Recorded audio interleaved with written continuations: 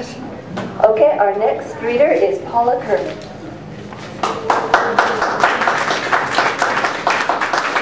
I write a lot about cycling. This is a poem called Shared Ride.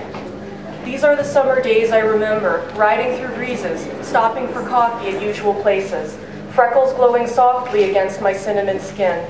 There is music resonating from the park, joggers in loose shorts jiggling on the avenue. We weave between cars and barely wait for green lights, our motion spinning to the rhythm of the clicking chains, which grow black with the grime of our path, until we rinse and cleanse and lubricate the links that keep us moving forward. This is a poem about having lunch with a friend, frenzy afternoon. We sat inhaling our pasta and sipping drinks, my coffee and her virgin cocktail, when her spoon landed on the floor with a clang. We looked up to the ceiling with a start and noticed the lime green and beige pattern so retro, held in place by pillars, likely cement or plaster. Chocolate dust adorning our plates for dessert. We enrobe ourselves in calories and don't care. Walking it off afterwards, a magpie cuts into our path, then soars onto a rooftop while we give quarters to a street boy with bright blue hair. The snow was falling harder and the sky was getting darker. The bus driver was kind and stopped, bringing us west into the coming evening, our separate ways going, a simple adventure over and digested, recycled into fits of laughter. I work in the inner city, and this is a poem about something I observed one day. It's called Riding Home from the Business Center. I weave my bike around the figure that rests at the bottom of the ramp. I don't know how long he was there, but I don't want to wake him. Perhaps his dreams are better than the reality that surrounds him each day. Society calls him a failure, unable to provide for himself. But the true failure is the society that sprouted cracks, large enough for him to fall through, larger than the cracks in the sidewalk where he lays, and encompassing the many others past whom I glide on my way home.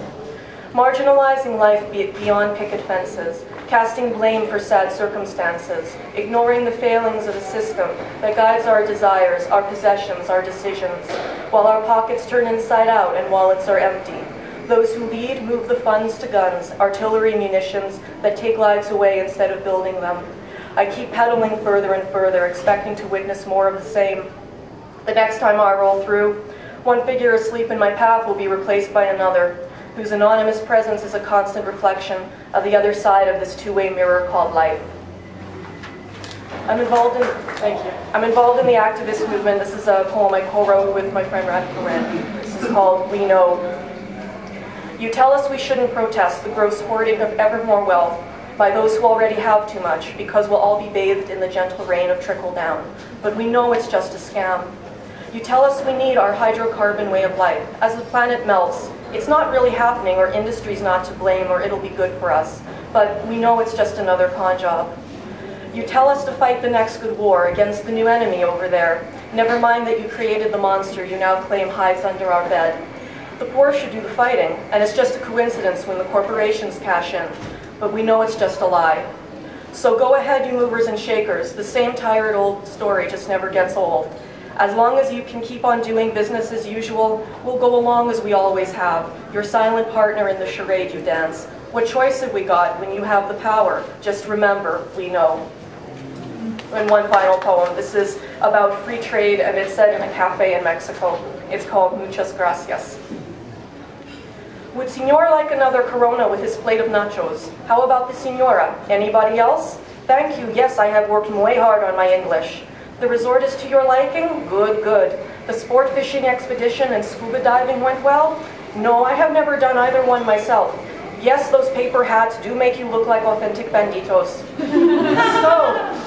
So you and your business friends are in our country to invest. See, free trade has been good for us too. No, I didn't mind being driven off my land, the farm my ancestors had worked for generations. And Catalina is far happier living in the barrio. The slum is far prettier than our village. The children were probably eating too much before anyway.